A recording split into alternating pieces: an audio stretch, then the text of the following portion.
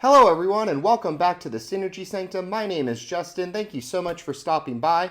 Here at the Synergy Sanctum, we specialize in all things related to Magic the Gathering with a specific focus on deck building. So I aim to show you very quick deck text that'll show you all of the cards in the deck and how they work together to ultimately achieve the goals of that deck. If you're not already, please like, share, and subscribe to our channel. We really appreciate that. And we also have a sister channel now, so head on over to Commander Coliseum and check out their content as well.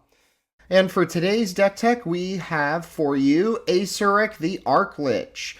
This is an EDH combo-focused deck that aims to cast Acererak as many times as possible and to go infinite with that to basically get free cast so that you are infinitely going through all the dungeons from the Forgotten Realms set. So very, very fun deck here. You get to kind of have the dungeons off to the side and go through them quickly, and there are ways to make this pretty consistent, so I would say this is pretty competitive and multiple combos in the deck that end up winning even if Acererak ends up like not working out. So TCG market value for this deck is currently $517 to around $624. We are running 34 lands, with 25 of those being swamps, and then 9 of those lands being non-basics. So how does this deck work, right? So if we read Acererak, it's saying that when he enters the battlefield, if you haven't completed Tomb of Annihilation, then you return Acererak to your hand. So initially when I saw this card, I thought we would want to be completing Tomb of Annihilation, but that is inaccurate.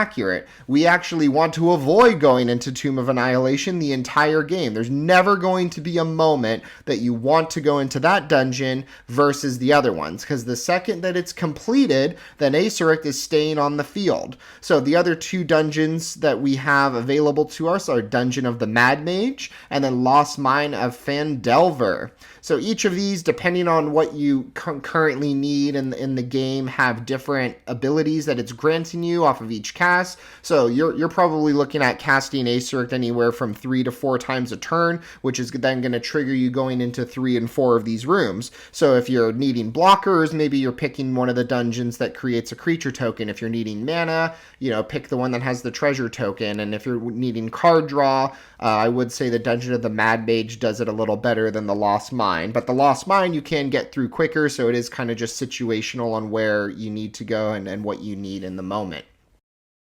So, if our strategy here is to be able to try to cast Acererak for no mana, then the first thing we need to do is knock down that 2 mana cost, and then we'll focus on how we knock down the black mana cost as well. So, discounting Acererak, there are a ton of cards that do this, and I think I am running all of the solid ones in the deck. So a new standout here that I think is really awesome, and I want to call out the Sig Ceremony. So creature spells cost 2 less, so this card is immediately making Acererak cost a single black mana. And then it has something interesting. It says when a creature you control enters, if you cast it, you destroy that creature, and then you create a 2/2 black zombie druid creature token. So on the surface, that might not seem like a good thing, but because Acererak has an enter the battlefield trigger and so does this enchantment, you get to choose how those stack. So you can have Acerek's ability resolve first, he returns safely to your hand, and then the Sig Ceremony would go to try to destroy him, but he's no longer there, so then you still end up getting the black zombie druid creature token. So tremendous value with this card at only 3 mana. And then we're running other ones like Urza's Incubator, Heartless Summoning is another 2 discount one, lots of single discount ones with Cloud Key, Undead War Chief, Bontu's Monument, Jet Medallion. The Darkness Crystal's got the added value of kind of messing with your opponent's board states and giving you recursion on there. And then Crick and Defiler of Flesh both replace that black mana cost with 2 life. So they are pretty decent into getting towards that infinite cast of Acererak, but you also need a way to gain life. So there's tons of enter the battlefield payoffs as well. We have Staff of the Death Magus, Diamond Mare, Prismarine, and Demon's Horn all gain you a life when you cast a black spell. So those counteract the life that you would ultimately have to be paying for the other ones. Carnival of Souls also is technically a life drain, but if you have one of these out, then it counteracts it again. We've got Vito, Thorn of the Dusk Rose Ox, who are messing with life a lot. We should have kind of an alternate way to drain the opponents. He's kind of an alternate win con in that sense. Diagraph Colossus and Genesis Chamber both make tokens when Acererak comes in. Panharmonica and Roaming Throne get you 2 dungeon rooms instead of just 1. Tomb of Legends is draw. You're casting your commander a ton, so I feel like this is the deck that breaks this card. We've got alternate win cons with Aetherflux Reservoir and Tendrils of Agony, because you are technically casting Acererak every time, so there is that storm element as well. And then Tiny Bones joins up is a way to kind of get your opponents to mill cards and lose life off of those ETBs. So moving on, you can see we have very specific cards that we're trying to get out of the deck, so that kind of leads to wanting to have enough tutors to make that happen. So we are kind of running a budget version of tutors here. I could be going and adding stuff like Vampiric Tutor and other ones, but we're running the ones that kind of are focused on getting those specific enchantments or artifacts out that discount Acererak, like Shred Memory or Beseech the Queen, or we have Profane Tutor, Beseech the Mirror, Scheming Symmetry, and Demonic Tutor as well to just search for the card that we might need in the moment. So we've got our good stuff category now, and specifically around draw. So there is a lot of draw in black, but a lot of it is about draining life. We can't really get around that. So we are running Night's Whisper as one of our draw spells. We have lots of enchantments and creatures that kind of do stuff at the beginning of upkeep. It might be giving your opponent some card advantage as well, but we are kind of gaining as well on that. We've got additional draw with Necropotence and Phyrexian Arena. Bolas's Citadel lets us avoid draw completely as long as we don't hit a land. And then Greed, for a black, you can pay 2 life and draw a card, kind of, you know, if everything's going to shit, then you got a way to kind of get around it.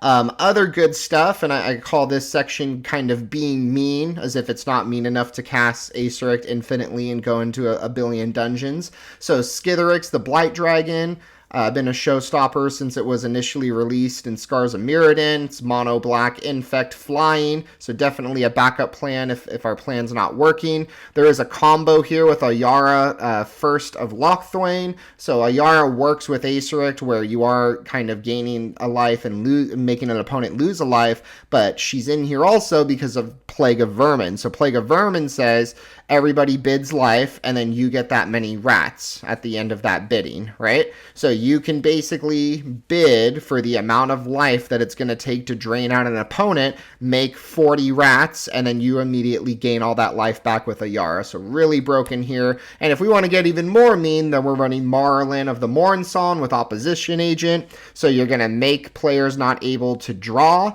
and instead they're going to be tutoring. But if you have Opposition Agent out, then they're not tutoring, you're tutoring things out of their deck. So most people will probably just concede if these two end up being out together. There's got to be some protection here because we are kind of running not as creature heavy as maybe other mono black decks do.